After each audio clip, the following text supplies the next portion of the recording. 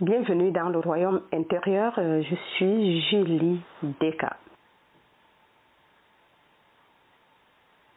Aujourd'hui, toujours émerveillée de vous présenter une nouvelle conférence que Neville avait présentée, intitulée « Le secret du sperme ».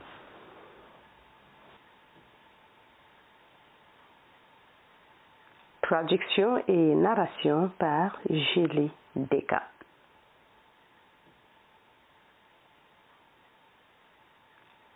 Le sujet de ce matin est le secret du sperme. En décembre dernier, des centaines de scientifiques se sont réunis à Montréal et ont lu leurs articles les uns aux autres, puis le monde entier a publié ce qu'ils avaient à dire. Heureusement pour moi, le Los Angeles Times le portait tous les jours. Je dois avouer que tout le monde m'a vraiment viré. Mais un en particulier m'intéressait.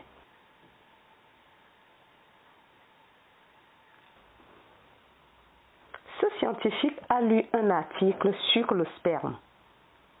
Il a dit que le sperme reste un mystère aujourd'hui autant qu'il était lorsque l'homme est devenu curieux au sujet de sa nature. Et puis, il a fait cette petite déclaration. Le sperme passe facilement à travers la surface d'un ovule, bien que l'extérieur de l'ovule ne comporte pas de trou ni avant ni après la fécondation.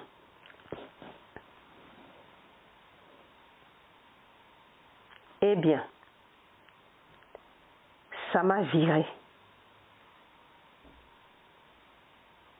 Le matin du 19 février, j'étais couchée dans mon lit en pensant très tôt à cet étrange mystère du sperme et en m'interrogeant à son sujet. Et soudain, je me suis sentie détachée de ce corps. Je n'étais pas dans ma chambre, mais j'étais dans une pièce et la pièce était scellée. Il n'y avait pas d'entrée, pas de sortie, juste une pièce fermée. Mais en y entrant, elle est devenue vivante, elle s'est animée.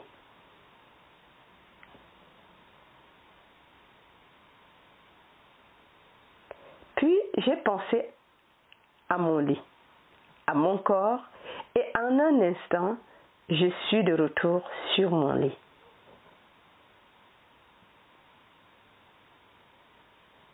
J'ai pensé à un autre détachement. Je suis dans une pièce complètement différente, mais elle est aussi scellée. Comment j'y suis entrée? Je ne sais pas autre chose que ce que j'ai simplement imaginé en m'éloignant de mon corps. Je n'ai pas isolé la pièce. La pièce était complètement scellée, pas d'entrée, pas de sortie. Puis, j'ai pensé qu'il y avait ces innombrables états de conscience. Vous ne pouvez pas les compter. Vous pouvez comparer chaque état à un œuf. Et chaque état reste comme l'œuf jusqu'à ce qu'il soit fécondé. Et la présence qui féconde l'œuf est simplement notre conscience. Nous devons y être pour l'activer, pour l'animer.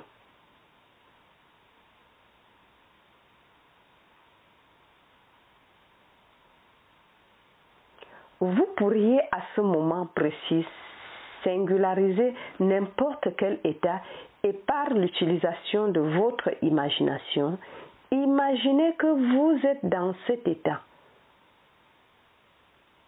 tu serais dedans. Pensez à ce moment précis de votre salon ou de n'importe quelle pièce de votre maison.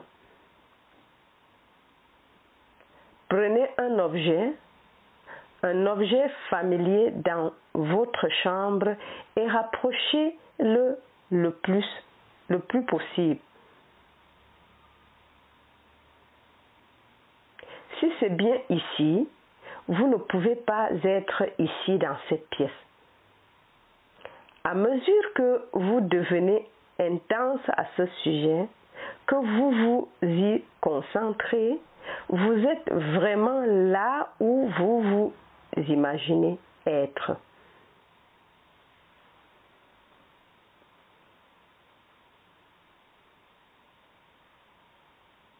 Pour que l'homme soit tout imaginaire, il doit être là où il est dans l'imaginaire. Qu'est-ce que j'ai fait alors? Je l'ai fertilisé. Je l'ai rendu réel. Et d'une manière dont je ne sais pas si je vais y aller. Mais maintenant, tu vas dire naturellement que je vais y aller aujourd'hui. C'est ma maison. Je n'utilise cela que pour illustrer un point. Vous pouvez prendre n'importe quel endroit, n'importe où dans le monde.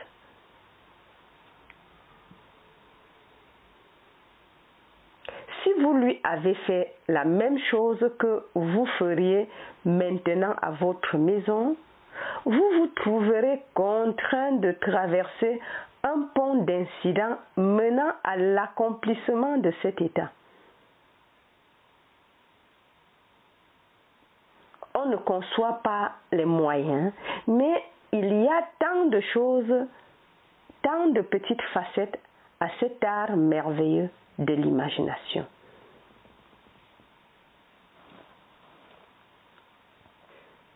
Je vais vous en dire un pour vous montrer le danger.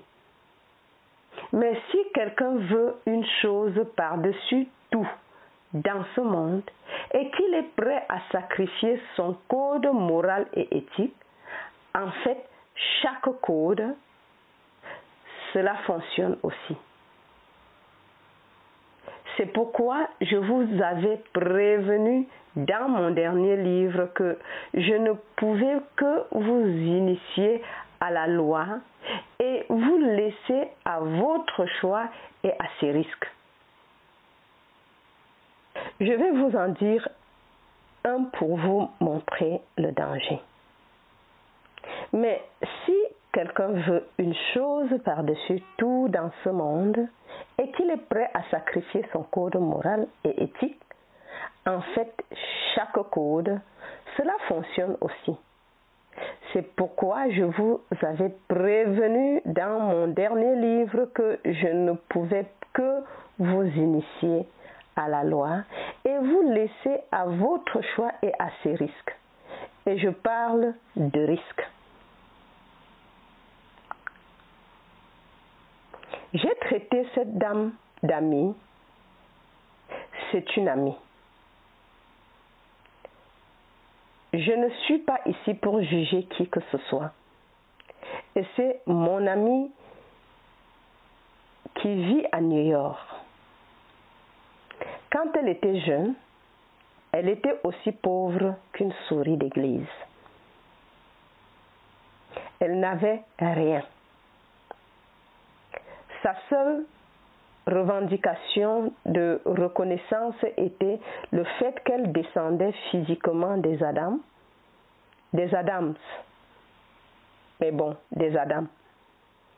nos présidents. Et elle en était très fière. Très fière. Mais elle n'avait pas d'argent. La seule chose qu'elle voulait par-dessus tout dans ce monde, c'était de l'argent. Et je ne parle pas de quelques centaines de milliers de dollars, mais de l'argent au sens vrai du terme.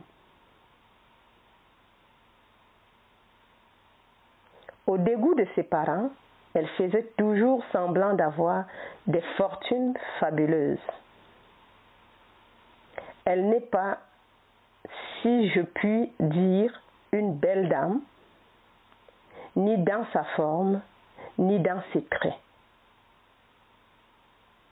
Jolie à bien d'autres égards, mais on ne pourrait jamais l'accuser d'être une belle femme. Mais malgré tout, elle rêvait de cet état et elle voulait tout simplement de l'argent. Un jour, lors d'une fête, elle a rencontré un jeune homme de quelques années son aîné. Il avait de l'argent, plusieurs millions.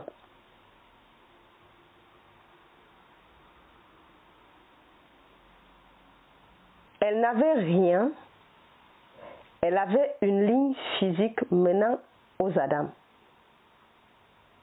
Il avait des tonnes d'argent, sa lignée a conduit à l'un des évêques de l'État de New York. Je ne dirai pas cela pour vous décourager en aucune façon dans votre admiration pour un évêque ou un homme d'église, mais son grand-père était un évêque de l'État de New York. Il connaissait toutes les belles parcelles de, l'immobilier. Ou, demain, s'il pouvait s'y accrocher, ce que ça vaudrait. Voici donc un évêque de l'Église, au lieu de s'occuper de son troupeau, il s'occupait de sa poche.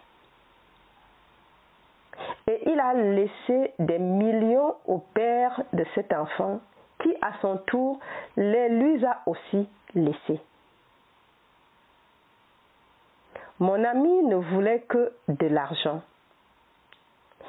Et en un rien de temps, ils se sont mariés. Et a ensuite vécu pendant 21 ans dans une hostilité intime. Sans blague, sordide sans mesure. Je n'oserais pas en parler depuis la plateforme. Donc, à la fin de ces 21 ans, ils ont dit que c'était une journée et ils ont divisé des millions. Elle voulait encore des millions. Elle pourrait ouvrir Tiffany avec ses diamants et ses bijoux. Elle en voulait encore et encore. Elle avait un petit cousin qui travaillait toujours pour un salaire. Mais il s'est retrouvé au rez-de-chaussée quand notre grosse opération de la journée a été organisée. Il a économisé son argent, il était célibataire, il vivait seul et très frugal. Et il a acheté un peu de ses actions, un peu de ça. Il n'y avait jamais touché.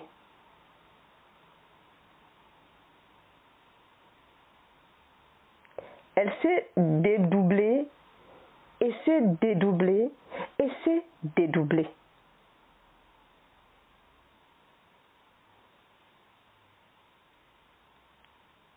Il y a 2 ans, il avait la présence d'esprit de mourir. Le seul membre de sa famille qui l'aurait vu était cette dame. Je reprends.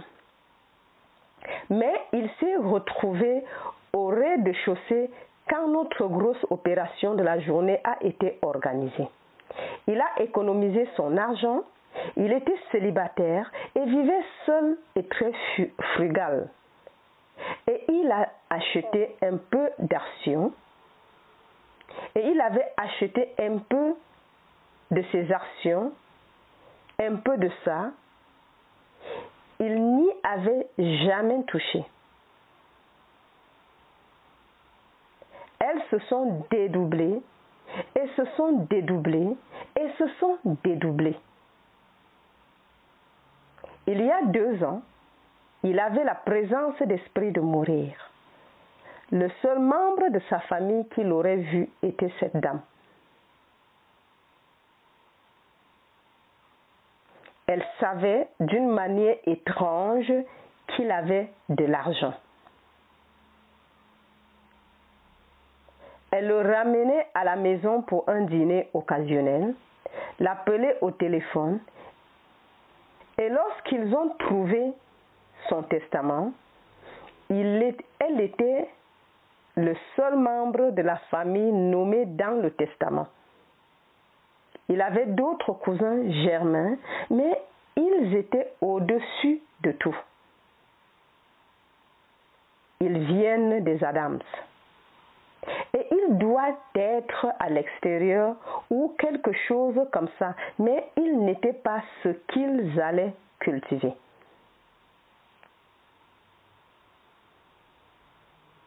Quand le testament a été lu, mon ami et sa seule amie l'a reçu.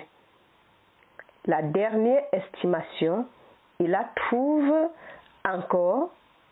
Il l'a mise dans cette banque, dans cette boîte, dans l'autre boîte, bien au-delà d'1 million de dollars. Wow. Encore.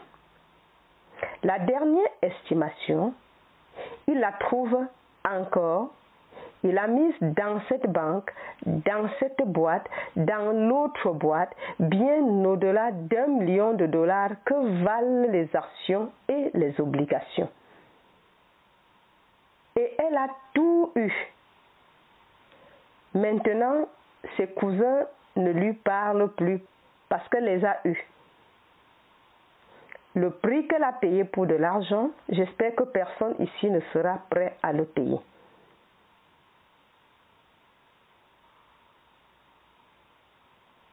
Elle aurait pu avoir tous les millions qu'elle a maintenant, plus le bonheur. Elle aurait pu le faire si seulement elle connaissait la loi. Tu le veux, mais tu le conditionnes. Tu le veux avec dignité. Cette déclaration de Milican. J'ai un revenu somptueux, ininterrompu et fiable, conforme à l'intégrité et à l'intérêt mutuel. C'était aussi un pauvre garçon et il s'est lassé de sa pauvreté.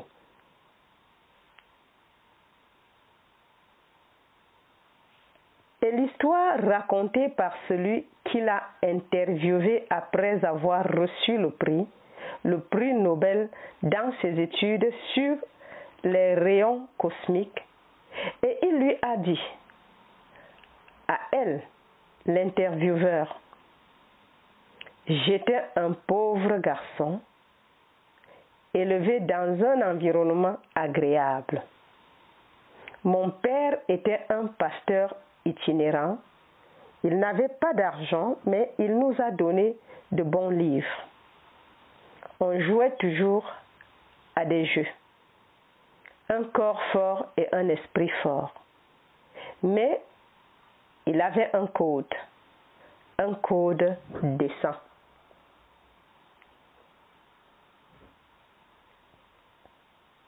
Alors je voulais de l'argent, mais je le voulais de cette manière. Alors un jour, je me suis enfermée dans une pièce. Je n'ai même pas bu un verre d'eau pendant 16 heures. Et dans cet intervalle, je me répétais encore et encore cette pensée que j'avais écrite. J'ai au présent un revenu somptueux, ininterrompu et fiable, conforme à l'intégrité et à l'intérêt mutuel. Wow. Eh bien, il a certainement mérité. Il avait toutes ces choses quand il est mort. Il avait le respect du monde. Il a donné au monde autant ou plus qu'ils ne le lui donnèrent. Oui, il en avait des millions, mais regarde ce qu'il a donné au monde. C'est ce qu'il voulait. Mon ami aurait pu faire quelque chose de semblable, mais non, elle voulait de l'argent. Et elle était prête à payer le prix, n'importe lequel, et comment elle a payé.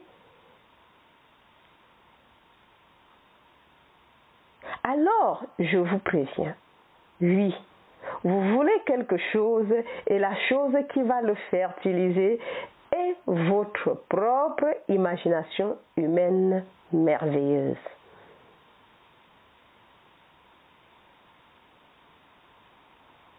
Mais pour obtenir exactement ce que vous voulez, occupez-le. Je trouve que l'une des grandes erreurs du monde est la construction perpétuelle, l'occupation différée. Nous savons ce que nous voulons, mais nous le laissons là et nous espérons que le temps passera. Il ne le fera pas. Je dois l'occuper et le faire ici. Je fais alors maintenant. Et demeurez-y comme si c'était vrai. Waouh!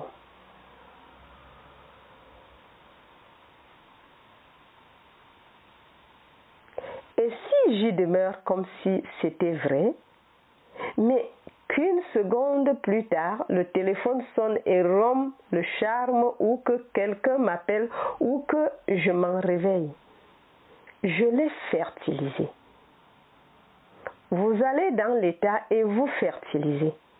Il se peut que je ne connaisse pas ma récolte quand elle arrive à la bonne saison, mais viendra à la bonne saison, elle viendra, elle ne viendra peut-être pas ce soir, elle ne viendra peut-être pas demain, mais elle viendra parce que je l'ai fertilisée.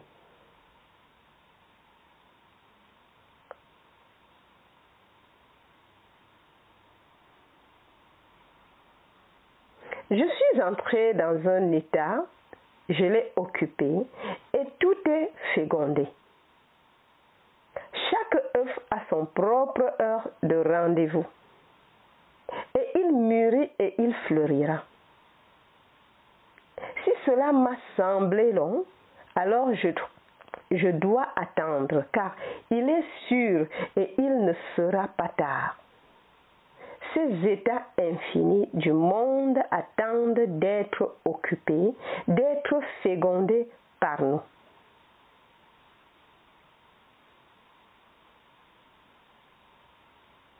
C'est pourquoi nous devons devenir extrêmement exigeants.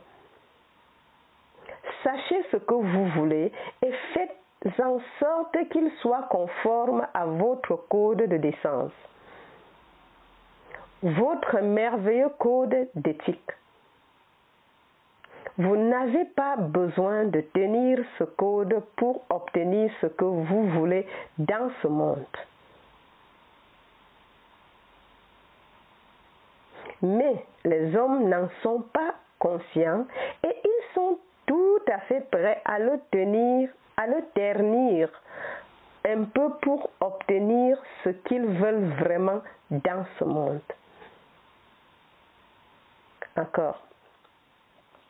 Vous n'avez pas besoin de ternir ce code pour obtenir ce que vous voulez dans ce monde.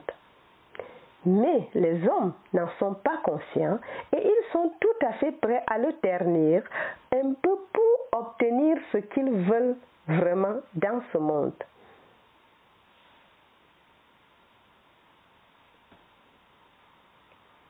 Donc ici, ce secret du sperme, c'est la puissance créatrice de Dieu. Ne soyez pas choqués si je vous dis que ce sperme n'est que le symbole de Jésus-Christ. Car c'est par lui que tout est fait, et sans lui, rien de ce qui est fait n'est fait. En lui est la vie. Il n'y a pas d'autre vie. En lui est la vie.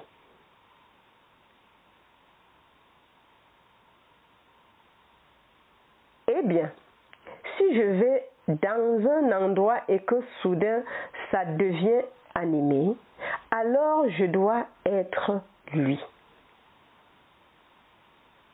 Avant cela, je pensais qu'il était à l'extérieur, dans un autre endroit. Et soudain, je me retrouve dans une pièce et la pièce est scellée. Comment en suis-je arrivé là? On vous dit dans l'Écriture qu'il est apparu soudainement parmi les disciples après la résurrection et que la porte était fermée. C'est un signe qui nous est donné à tous.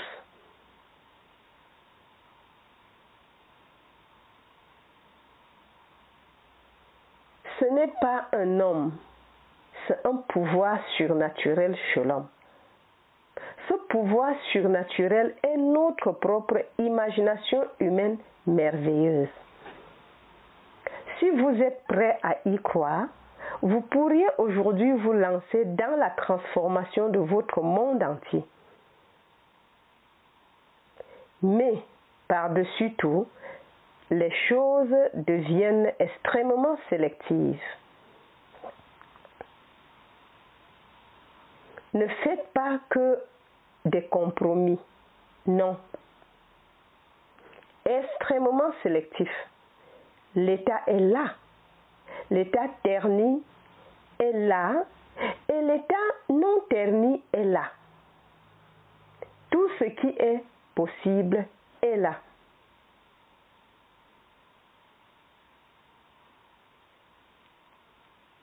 Pourquoi lisons-nous ces mots dans les Écritures? Il a tout fait pour son but. Même les méchants pour le jour des ennuis. S'il n'y avait pas de méchants dans le monde, alors sa création n'est pas complète. Je n'ai pas besoin d'être méchant, mais l'état est là. Je pourrais entrer dans l'état et être aussi méchant que l'état le permet.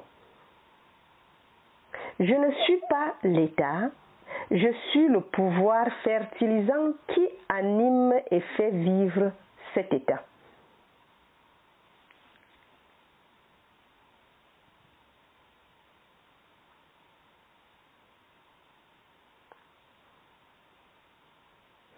C'est pourquoi Blake a dit dans sa merveilleuse vision du dernier jugement: je ne considère ni les justes ni les méchants comme étant dans un état suprême, mais comme étant chacun d'entre eux, état du sommeil dans lequel l'âme peut tomber dans ses rêves mortels de bien et de mal. Elle tombe involontairement dans ces états.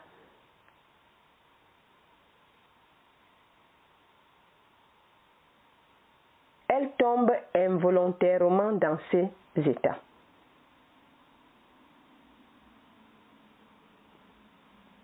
Vous connaissant la loi, ne tombez pas dans un état involontairement. Entrez dans l'état en connaissance de cause. Allez droit au but si vous voulez l'animer et le rendre réel. Et vous allez dans un état non seulement pour vous seul, mais pour votre famille, vos amis, n'importe qui dans ce monde. Et laisse tomber, Après l'avoir fertilisé, que pourrez-vous faire?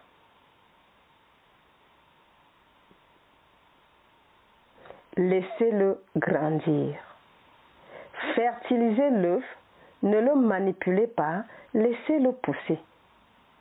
Car vous distinguerez un état aujourd'hui, c'est un état de conscience. Vous y entrerez et vous habillez avec et laissez-le grandir. Vous y entrez et vous vous habillez avec et laissez-le grandir.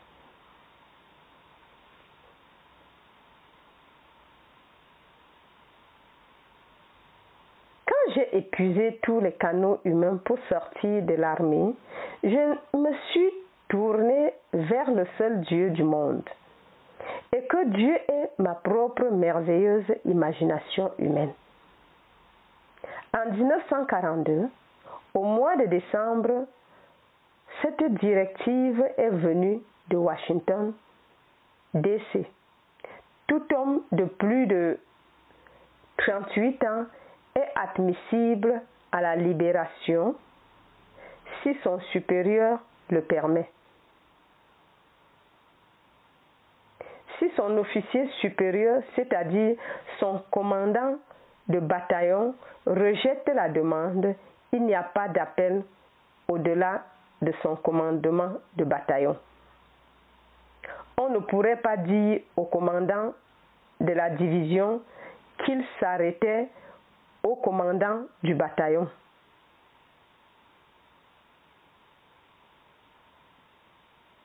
Cela s'est produit en 1942. Au mois de décembre, ils ont donné une date limite. Elle prendra fin le 1er mars 1943. Toute personne âgée de 38 ans avant le 1er mars 1943 était donc admissible. Très bien. C'est la loi de César. J'ai eu mon journal, je l'ai sorti. Ils avaient mon dossier, mon rencard. Je suis né en 1905, le 19 février. J'avais donc 38 ans avant le 1er mars 1943. J'étais donc admissible.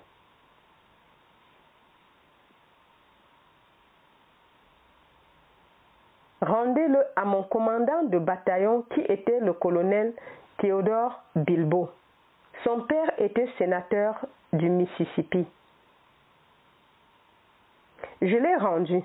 En 4 heures, il est revenu désapprouvé et a signé le nom du colonel. Cette nuit-là, je me suis endormie en supposant que je dormais dans mon appartement à New York. Je n'ai pas franchi la porte. Je ne suis pas passé par la fenêtre. Je me suis mis sur le lit. Je suis entré directement dans ma maison que je connaissais si bien, mais je l'ai conditionnée. Je pourrais y être en permission, une permission de 2 semaines. Je ne voulais pas ça. Je voulais y être libéré honorablement, non pas déshonoré, mais libéré honorablement et un civil dans ce pays.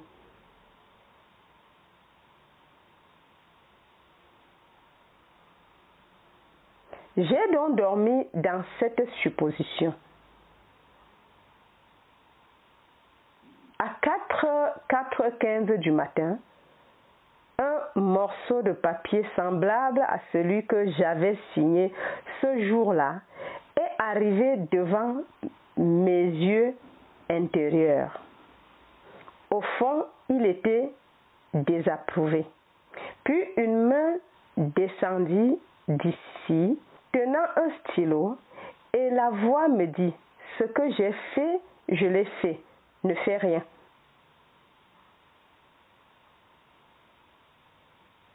Il a rayé désapprouvé et a écrit dans un grand script en gras approuvé. Et puis je me suis réveillée, je n'ai rien fait. 9 jours plus tard, ce même colonel m'a appelé. Il a dit, ferme la porte, Godard. Oui, monsieur. Il a dit, tu veux toujours quitter l'armée? J'ai dit, oui, monsieur. Il a dit, vous êtes l'homme le mieux habillé de ce pays qui porte l'uniforme de l'Amérique. J'ai dit, oui, monsieur. Voulez-vous toujours quitter l'armée? Oui, monsieur. Je l'ai battu à mort alors que je m'asseyais devant lui. Il m'a dit, fais une autre demande et tu quitteras l'armée aujourd'hui.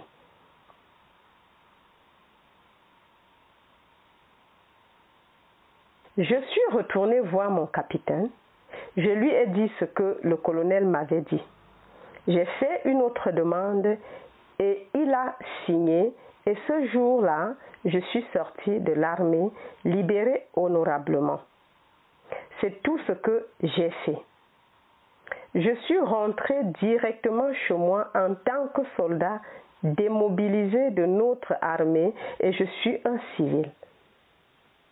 J'ai dormi cette nuit-là chez moi à New York, bien que physiquement mon corps était à Camp Polk, en Louisiane. C'est comme ça que ça marche. Il y a un État. Je suis entré dans l'État et je l'ai fertilisé. Personne n'a été blessé et le colonel, quand je suis passé par la porte ce soir-là, il s'est avancé et a dit, « Eh bien, bonne chance, Godard. Je vous verrai à New York après que nous aurions gagné cette guerre. » J'ai dit, « Oui, monsieur. » Et c'était tout. Je partage cela avec vous pour vous dire comment ça marche. Ce n'est pas bon et ce n'est pas mal. Nous vivons dans un monde aux possibilités infinies. Vous devenez discret, vous devenez sélectif.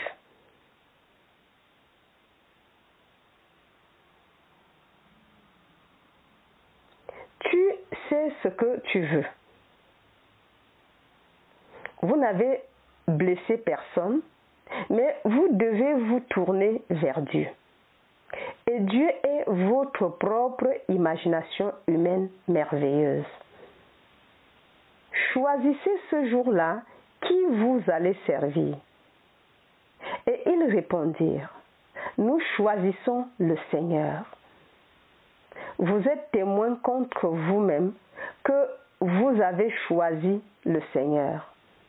Nous sommes témoins contre nous-mêmes, car le seul nom du Seigneur est « Je suis ».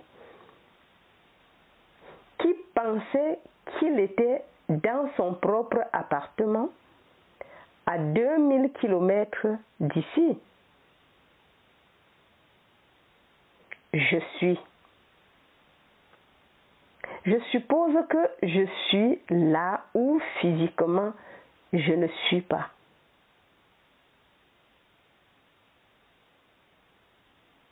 Mais la réalité de moi n'est pas cela. La réalité de cet orateur est son imagination. Et je dois être là où je suis en imagination. Donc, le corps était à Camp Polk. La réalité de moi était dans mon appartement à New York. Vous allez prendre cette histoire et la multiplier des milliers de fois. Mais ici, Pendant que vous êtes ici, je voudrais qu'il soit bien clair que vous et vous seul êtes responsables de votre propre sélection.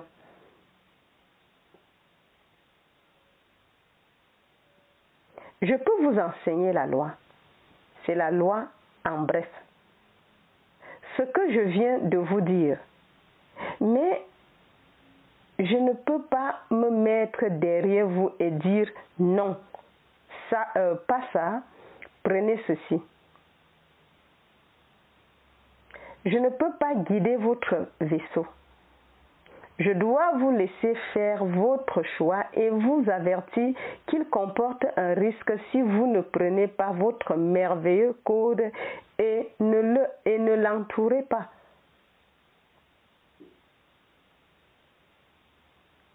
Faites votre choix et faites en sorte qu'il corresponde à votre beau code moral et éthique. Vous n'aurez pas à faire de compromis. Voilà donc le secret du sperme. Vous ne le trouverez pas sous le microscope. Vous n'allez pas le voir passer. C'est de l'imagination. Tout ce vaste monde qui semble si réel, si solide et indépendant de notre perception est dans notre imagination.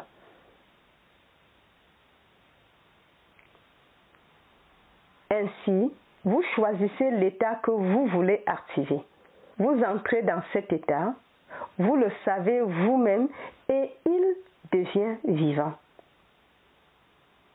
Puis vous revenez à ce que vous faites dans le monde de César et cet œuf a été fécondé et d'une manière que vous ne connaissez pas consciemment, il se développera simplement, brisera la coquille et se manifestera comme un fait dans notre vie ou dans votre vie.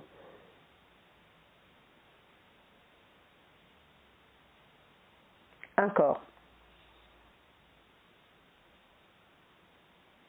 Ainsi, vous choisissez l'état que vous voulez activer.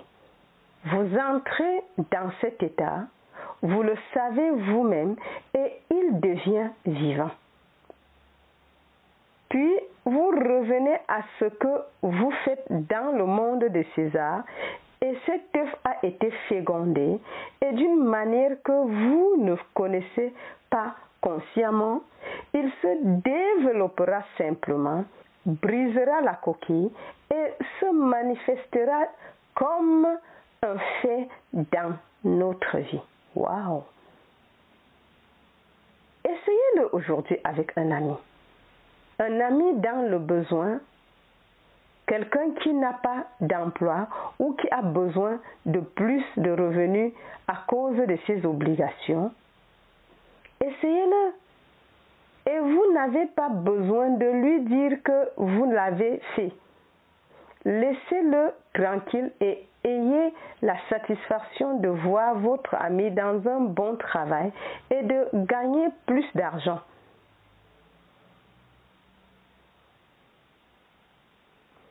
Faites-le avec tout en ce monde parce que vous avez le pouvoir et le droit. Le pouvoir est votre imagination. Paul décrit Jésus-Christ comme la puissance de Dieu et la sagesse de Dieu, car ce n'est pas cela, c'est la puissance créatrice. Parce que voici un homme qui a tout le pouvoir du monde. Il peut dire non jusqu'à la fin de la guerre. Alors, quand cela m'est arrivé en 9 jours, j'ai écrit à un ami de mon âge qui était tout aussi admissible et je lui ai écrit et je lui ai dit ce que j'avais fait. Il n'a jamais répondu à ma lettre. C'est un freudien.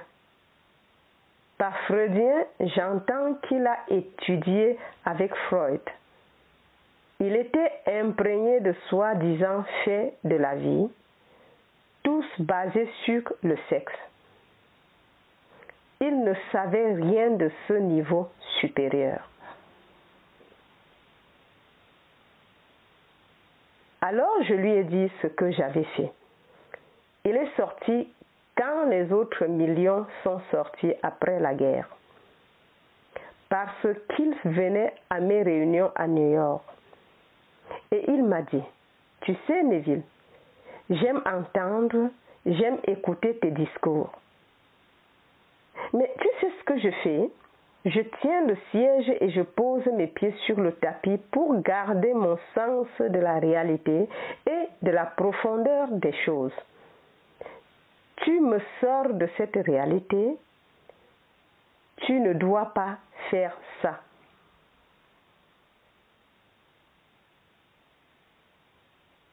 Donc, il aime la réalité, il était dans l'armée, il voulait sortir et ne pouvait pas. Et je suis irréel et je suis sorti. Je partage donc avec vous la vraie réalité.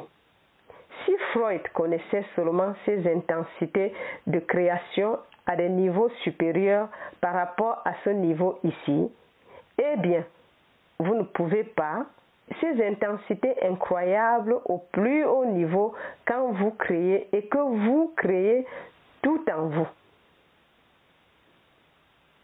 On ne divise pas une image. Ils doivent créer, tout est en soi.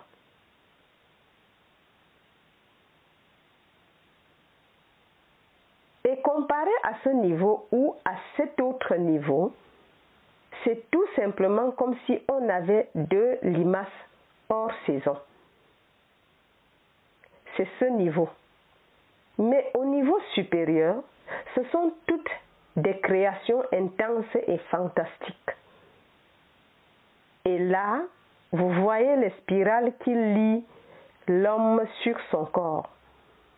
Là, vous voyez des innombrables. Vous ne pourrez jamais compter les spirales, d'innombrables spirales qui ont dirigé la création. Et là, ils accumulent l'intensité, ou plutôt la densité, pour rendre visible ce qu'ils sont en train d'accumuler dans ce monde. Ils sont déjà apparents au niveau supérieur, mais pour les rendre apparents ici, ils rassemblent la densité. Wow! Ainsi, ici, de manière très simple, l'imagination crée la réalité sous la forme la plus infime. Il n'y a rien dans ce monde qui est maintenant réel pour nous qui n'ait jamais été seulement imaginé. Alors, aujourd'hui, commencez à contrôler votre imagination et ne divertissez même pas la pensée oiseuse parce que personne ne la voit. Lisez le chapitre 8 du livre d'Ézéchiel. Il pensait que personne ne l'avait vu aussi. Fils de l'homme, vois-tu ce que font les anciens de la maison d'Israël? Chacun dans sa propre chambre d'imagerie. Et ils disent que personne ne nous voit. Le Seigneur s'est détourné de nous. Il n'y a pas de Seigneur à l'extérieur de lui. Tu sais ce que tu fais, c'est le Seigneur qui voit. Il sait exactement ce que vous faites parce que vous et lui ne faites qu'un. Dieu s'est fait homme pour que l'homme devienne Dieu. Alors la maison d'Israël a dit, allons dans notre chambre des ténèbres avec toutes ces abominations et créons parce que le Seigneur ne nous voit pas. Il nous a abandonnés. Ils ont oublié le Seigneur. Le Seigneur est votre propre imagination humaine merveilleuse et il n'y a qu'un seul Seigneur. Alors, vous restez assis dans le silence un moment et vous réfléchissez bien. Je ne peux pas être vu. Je peux imaginer des choses malveillantes à propos de l'un, de l'autre. Ne pensez pas un instant que le Seigneur ne le voit pas parce que vous le voyez et vous et lui êtes un et il crée à ce moment précis et vous faites sortir de votre propre seau les choses que vous fertilisez.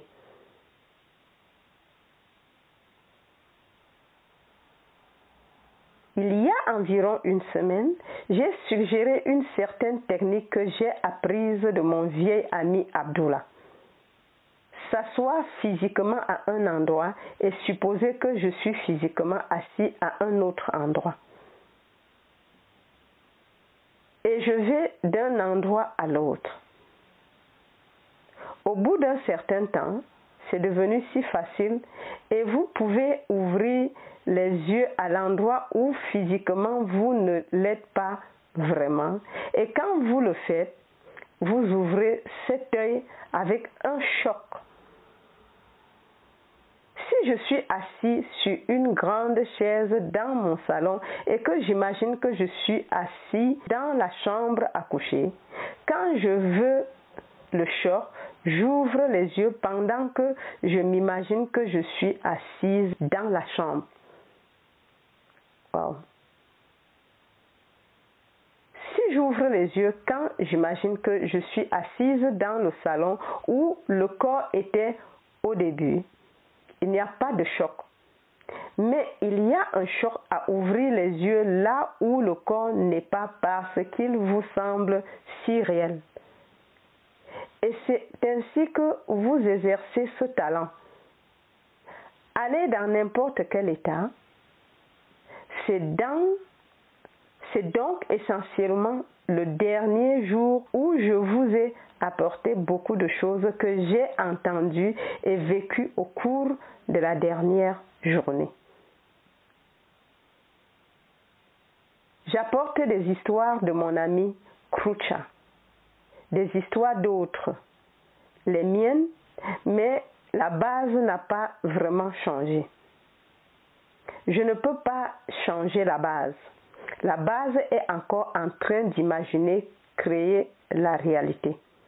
Que Dieu et l'homme ne font qu'un. Et tout ce que nous voyons, bien qu'il apparaisse sans lui, est dans notre imagination, dont ce monde de mortalité n'est qu'une coquille. Alors, quand on enlèvera ce petit vêtement, où irez-vous? Ils sont dans la seule réalité, au monde dans leur imagination. Et ils vivent dans un monde d'imagination. Et le jour viendra où ils l'enlèveront à ce niveau pour toujours, car ils s'élèveront complètement dans un monde imaginatif où tout est soumis à leur pouvoir imaginatif. C'est donc ici l'obscurité éduquée dans le but d'apprendre à créer.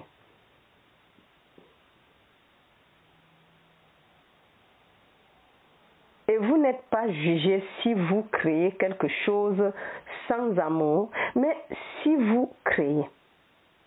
Mais pourquoi créer quelque chose de mal aimé quand on sait qu'on peut encore d'une façon merveilleuse atteindre son but et le placer dans un cadre magnifique? Vous n'avez pas besoin d'enlever votre merveilleux code d'éthique. Dans le cadre de votre code, vous pouvez mettre votre photo pour ne jamais avoir honte de ce que vous avez accompli. Tant de gens aujourd'hui dans ce monde ne discuteraient pas de la façon dont ils ont obtenu ce qu'ils ont, ils ne le feraient pas, ils en ont honte. Donc, si vous avez un objectif comme Millikan, prenez la merveilleuse déclaration de Millikan et répétez-la encore et encore jusqu'à ce qu'elle devienne une partie de vous. C'est tout ce qu'il a fait pour le dire à mon ami et tout lui a été ouvert. Il était la seule personne qui pouvait voir qu'il y avait un potentiel dans cette étude des rayons cosmiques et s'y est donc consacré. Et pendant qu'il donnait tout ce qu'il avait, le monde le regardait et l'argent commençait à affluer vers lui. Il est donc mort d'une âme noble, une âme qui a été honorée. Et tous ceux qu'il a laissés derrière lui, comme ses fils, ses filles et ses parents, sont fiers du fait qu'ils avaient un homme appelé Millikan qui faisait partie de leur descendance physique.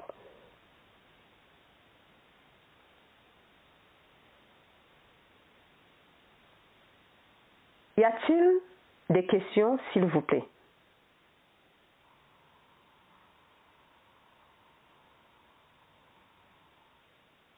Neville, tu nous dis qu'on joue tous les rôles. Dans mon état actuel de conscience, je ne voudrais pas jouer le rôle de la personne violente. Est-ce qu'on y échappe avec notre compréhension? La question est, si nous jouons tous les rôles, pouvons-nous éviter de jouer le rôle violent?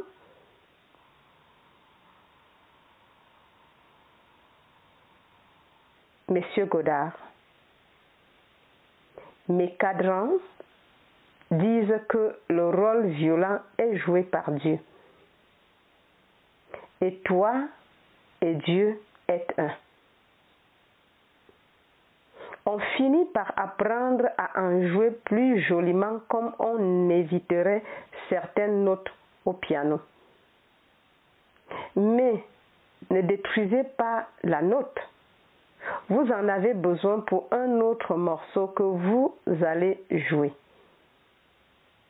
Vous pouvez prendre une discorde et la résoudre en dissonance. Si j'ai pris la note de ce piano qui a causé la discorde dans l'espoir de ne plus jamais faire de discorde, je ne peux pas jouer du piano. Tout doit donc être présent, y compris la violence. Juge dans le chapitre 10 d'Isaïe, voici l'Éthérien, le bâton dans sa main est le bâton de ma colère. Il se sert de tout le monde pour réaliser ce que l'homme est en train de mal créer. Oui, personne. Oui, mais vous pouvez l'éviter si vous le savez et ne l'activez pas.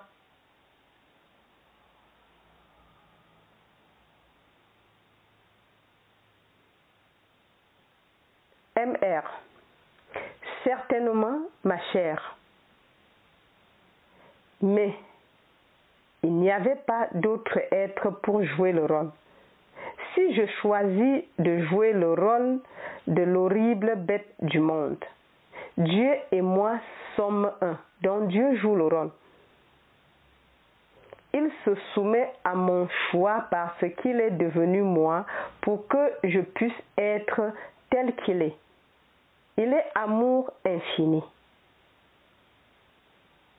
Mais pendant que je dors encore, il joue le rôle sacrificiel de jouer les rôles que je choisis. Il n'y a donc que Dieu qui joue tous les rôles. C'est le sacrifice tel qu'il nous l'a dit dans Ésaïe 53. mettre toutes les choses sur son dos.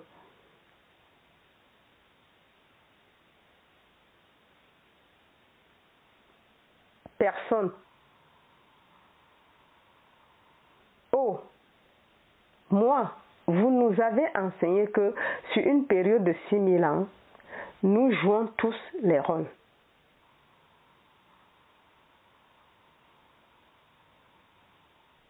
Monsieur Godard, oui.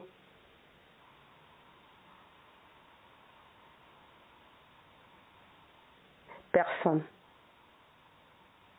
Dans mon état actuel de conscience, je voudrais éviter les parties violentes.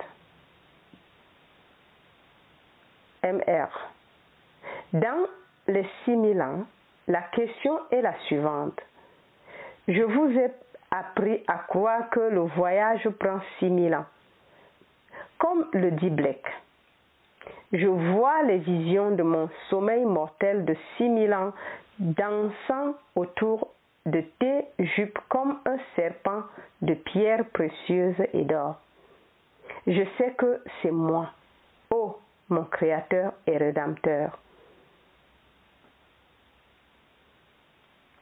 Donc, si la durée de voyage est de 6000 ans et qu'à l'intérieur de ces 6000 années, toutes les parties sont jouées, puis-je éviter ces parties horribles?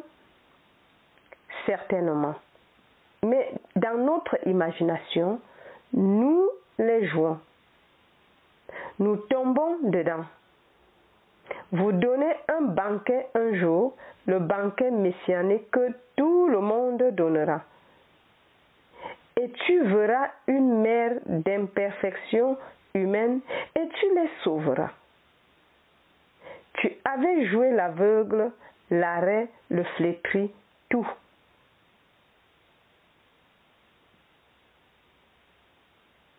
Ils attendent que tu passes.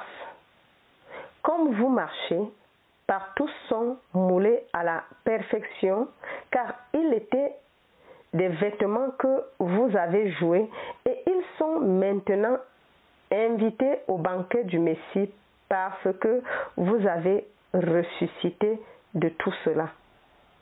Vous voyez que vous êtes quelque chose d'infiniment plus grand que tout être que vous voyez dans ce monde.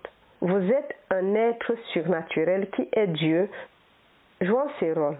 L'acteur n'est pas Hamlet. L'acteur rentre chez lui et laisse Hamlet dans le placard. D'autres questions, s'il vous plaît?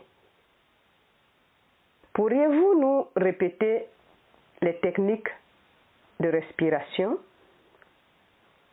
Messieurs, je vais vous redire la technique de respiration. Je trouve si j'appelle devant l'œil de mon esprit ce que j'aimerais activer et je fais en sorte que cela me fasse vraiment vibrer.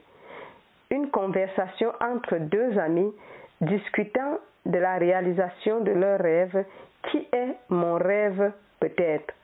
Et puis, vous inspirez et vous expirez. Votre inspiration et votre expiration sont des choses personnelles. Je ne peux pas vous donner les chiffres. Vous ne le faites pas une fois, 2 fois ou 50 fois. C'est à vous d'inspirer et d'expirer pendant que vous écoutez cette conversation et de vous amener à la limite du frisson. Puis, avec une inhalation profonde et profonde, tout votre corps explose. Chaque petit atome semble s'ouvrir et quelque chose s'éteint. Comme on vous le dit dans l'Écriture, celui qui m'a touché, car je perçois que la vertu est sortie de moi. Tu l'as touché à l'intérieur, tu l'as rendu réel et tu as explosé. Ça vient avec la dernière inhalation, mais c'est quelque chose de très personnel. Vous devez l'essayer.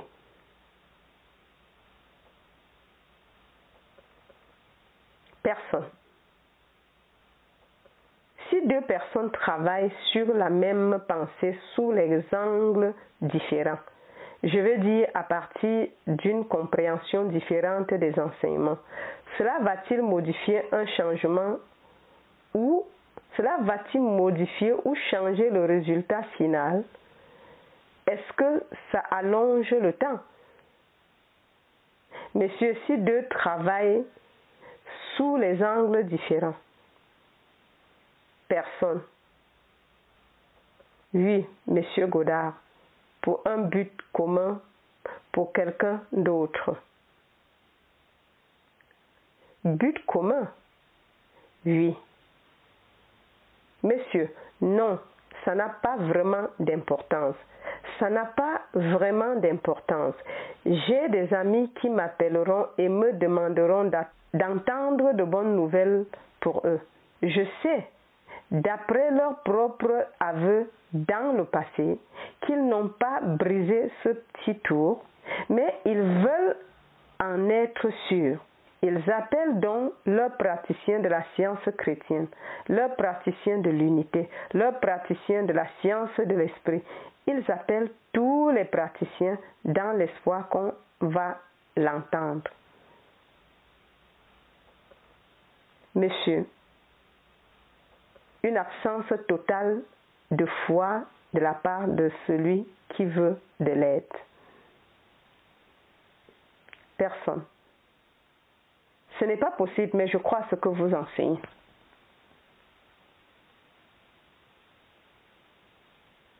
Mon enseignement n'est pas basé sur la théorie. Je ne suis pas assis pour élaborer une philosophie de vie fiable. Mon enseignement est basé sur l'expérience de l'écriture. J'ai fait l'expérience des Écritures. Et l'écriture n'est pas le produit de la sagesse humaine. Ce n'est pas le cas. C'est une révélation, mais des innombrables ismes dans le monde, les esprits brillants, les esprits merveilleux, ils se sont assis et se sont rassemblés pour trouver ce qu'ils considèrent être la bonne voie. Et donc, tous ces ismes sont basés sur la sagesse humaine. La Bible n'est pas la sagesse humaine. Dans sa recherche du sens de la vie et de Dieu, l'esprit humain n'aurait jamais pu concevoir l'histoire de l'Évangile. Je n'aurais jamais pu la concevoir. C'est quelque chose qui a été révélé à l'homme. Comme Paul disait, je ne l'ai pas entendu de la bouche d'un homme, et je n'ai pas été instruit par un homme, mais elle est venue par une révélation de Jésus-Christ. Il se dévoile en vous comme vous, et vous l'avez cherché à l'extérieur tout au long des siècles, et soudain, ça arrive. Et c'est si différent en perspective de ce qu'on peut voir rétrospectivement. Après ce qui t'est arrivé, alors que tu le sais. Mon enseignement n'est pas donc de la spéculation. Je ne fais pas de théorie. Je vous dis ce que je sais avec expérience. Et c'est toute l'écriture.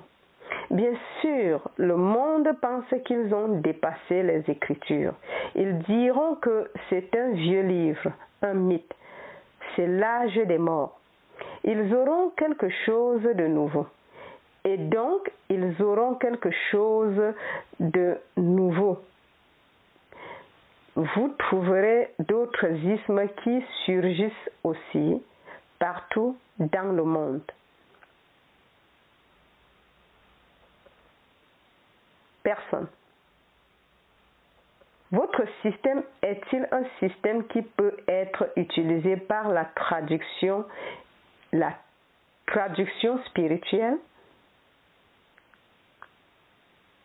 Monsieur, vous avez entendu la question? Ce système est-il un système qui peut être utilisé pour la traduction spirituelle? Vous ne pouvez en aucun cas hâter votre croissance spirituelle. La maturité spirituelle est un état graduel d'un Dieu de tradition à un Dieu d'expérience. vous ne pouvez pas possiblement ne pas manger certaines choses ou en mangeant certaines choses ou en assistant à certains cours ou en n'assistant pas à certains cours. En aucun cas, vous ne pouvez accélérer votre croissance spirituelle. Il arrive. C'est à venir. Ce que vous pouvez faire avec ce principe, c'est pourquoi j'appelle cela à la fois une loi et une promesse. La promesse vient en premier. La loi arrive 400 ans plus tard. 400, c'est la croix. Tant que je la porte, il me donne donc une loi pour amortir les coûts en attendant la promesse du Père.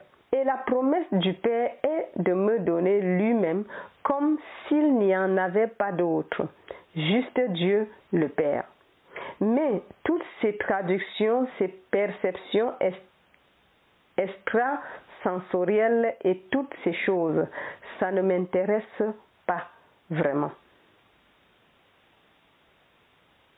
Qu'est-ce que ça changerait? Il y a 3 semaines, Lucla a donné un petit groupe de week-end. Ils ont demandé $100 pour 3 jours et il y a eu, je crois, 5 conférenciers. Il y avait beaucoup de monde sur les canons. Plus de 500 personnes ont assisté au cours à Lucla. Et pas un seul homme sur ce panneau, pas un seul n'est un homme de vision. Dans son état actuel, une vision lui ferait mourir de peur. Mais il connaît tout de la perception extrasensorielle et en parle savamment. Mais j'ai toujours soutenu qu'il y a beaucoup d'ignorance savante dans ce monde. D'autres questions, s'il vous plaît? Personne. Neville, ma présence ici à votre conférence cette année a été gâchée par le fait que je suis allée à l'hôpital la semaine dernière et y suis restée pendant 5 jours. De toutes les fois où j'ai dû aller à l'hôpital, je ne l'ai certainement pas planifié cette fois-ci. Je ne pense pas, mais vous nous avez dit que nous ne reconnaissions pas notre propre récolte. Ma question est la suivante. Pour nous empêcher de récolter ces récoltes non désirées, comment pouvons-nous nous rendre plus conscients de nous-mêmes? Monsieur Godard. Eh bien, je ne dirais pas que c'est en fait votre réponse, mais beaucoup de personnes venant à mes réunions au fil des ans. J'ai commencé le 2 février 1938 et c'est une série ininterrompue depuis d'un océan à l'autre. Ils sont venus à ma réunion et ma terminologie diffère de la leur. Je parle de Jésus-Christ plus intimement. Je le rabaisse et comble la fossé entre le Christ et moi-même. Je le traite comme mon imagination humaine merveilleuse, remplie d'amour. Ça choque ces gens. Ils sortent à ce moment-là pour ne plus jamais m'entendre. Et s'ils peuvent dire à quelqu'un d'autre, n'allez pas l'écouter. Ils le feront. Je ne dis pas dans l'intervalle que tu es venu ici que je n'ai pas dit quelque chose qui t'agaçait et que tu as tourné le dos cette nuit-là avec un petit serment. Pourquoi aller l'écouter? Alors, quand tu voulais m'entendre, tu vas à l'hôpital. Messieurs, c'est comme ça que ça marche. Ce serait bien si tu allais à l'hôpital quand tu le voulais. Mais je suis ici pour une courte pause. Je ne le dis pas que tu l'as fait. Et maintenant, entrons dans le silence. Merci Neville pour ces révélations, comment entrer dans un état et féconder l'état.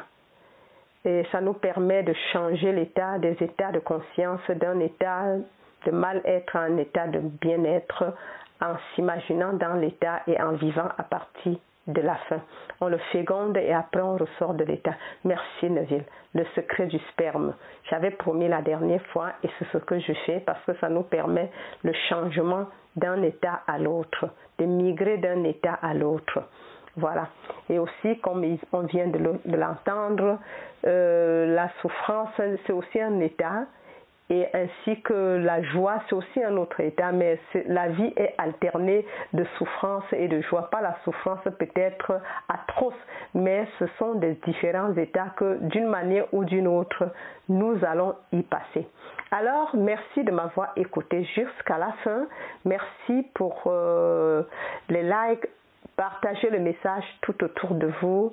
Et surtout, n'oubliez pas le lien PayPal qui se trouve pour les dons et pour soutenir le travail qui est en train d'être fait. Allez, je vous aime très fort. Jusqu'à la prochaine. C'était Julie Deka.